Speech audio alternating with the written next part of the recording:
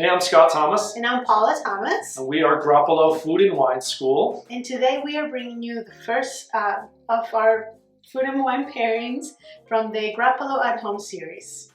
Fantastic. After we cook, Paula will explain that, but we will be tasting Sangiovese from Chianti Classico, this really amazing producer named Monte Bernardi. We actually lived and worked here for several months during 2020 vintage. So it's a really special place, and this creates a super versatile wine for food and wine pairing. So in these series, we explore the relationships between food and wine and why things work and why they don't. So it's a really fun exploratory opportunity for all of us. Awesome. Let's get started. Yes. Cheers. Cheers.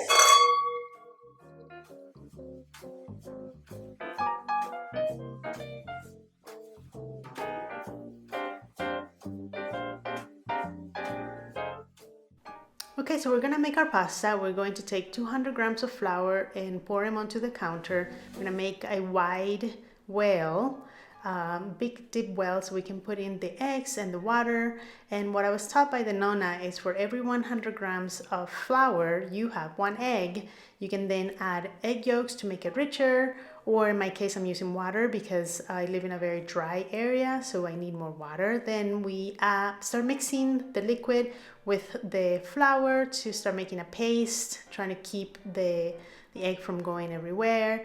And then once we reach that point, we start mixing more aggressively with our hands and start kneading, using the dough to help us mop some of the extra flour. And then this kneading will go for, say, 2 to 3 minutes, depending on how good your arms are.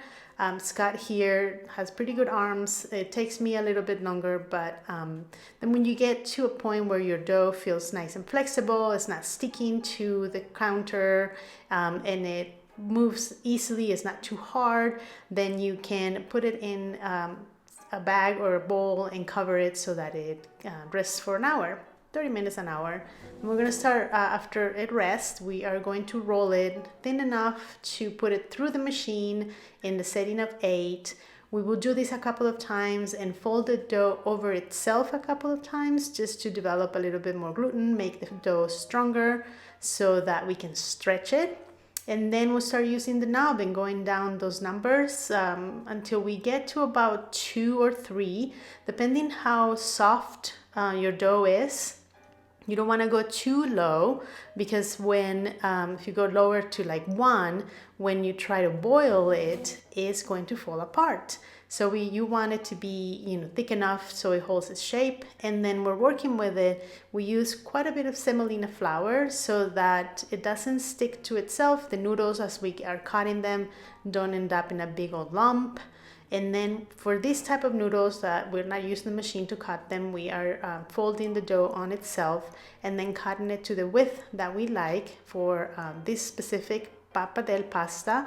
It's quite a wide pasta, so then Scott had to have some fun too, so we did that. And then once you have all your noodles, you start making the bird's nest, which is the way in which we can separate the portion sizes. And then we'll boil this and put it into the ragu.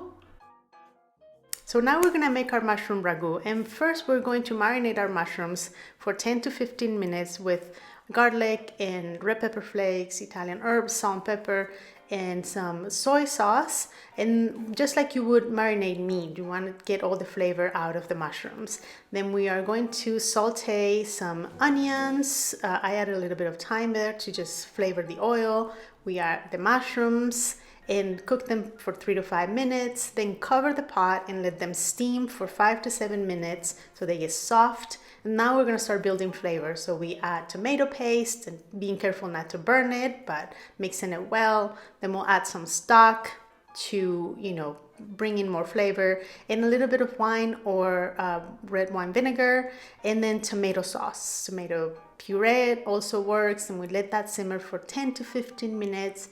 Then once we boil our pappardelle, we can add it here. Any pasta will do actually.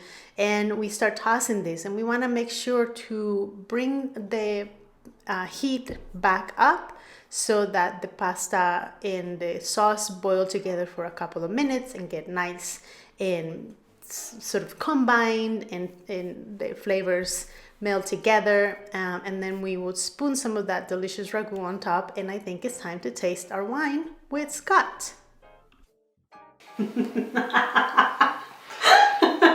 Okay, so we've cooked our pasta and Yes. now we're about to taste it. But before we get into that, just a little bit about the wine itself. So this is a 2020 Chianti Classico from a producer named Monte Bernardi from the village of Panzano in Chianti Classico, a biodynamic organic producer, amazing family, and we happened to spend 4 months of our lives there during the harvest. It was an amazing and beautiful experience. So I love Chianti Classico for pairing for so many reasons. Sangiovese is the primary grape. It has to be at least 80% always for Chianti Classico. This is 100% Sangiovese, and it provides a lot of acidity. It's bright and it's always fresh, and it gives a lot of pairing opportunities, especially with proteins or animal proteins that have a little bit of fat. So acidity is a really great component for that. And a little bit of tart cherry fruit, you could say, and macchia, which is the Italian version of like Mediterranean herbs. The floral notes in it are absolutely beautiful. But I think what I was thinking about with this particular pairing is the mushrooms. And mushrooms have a lot of umami flavor. They're dark in tone as well.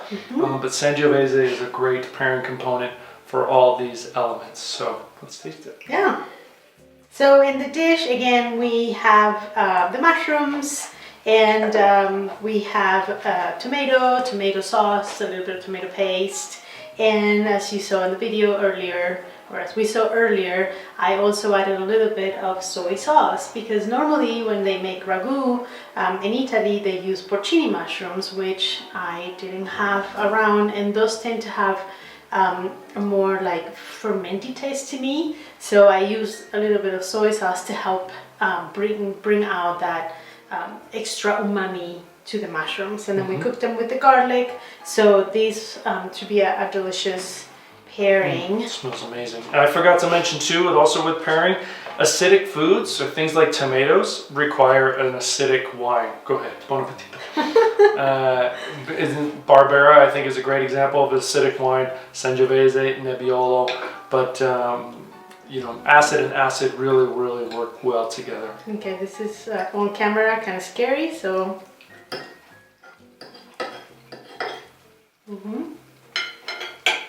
Yeah. Very bright. Okay. And if you're trying food and wine pairings at home, you can taste the wine before, during, after, all the above. I like to taste it before, have the resonance in my mouth, and then taste the food. Yeah, that's very nice. It cleans that acidity. It doesn't make it more acidic, or just kind of balances. It looks... Cohesive. Yeah, there you go. That's the word. Cohesive. They complement each other. Very well. One doesn't overpower the other by any means. I think that's the goal really with food and wine pairings, that they complement. The one is not more weighty than the other, one is not more muscular than the other, more showy, is that they're of equal plane. Yep.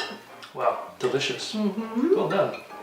And if you like what you're listening to and hearing and seeing, please like, share, subscribe. Yes. Follow us at grappolowineschool.com. All of that will be linked in the description below. And we love to continue sharing our love for food and wine. Cheers. Cheers.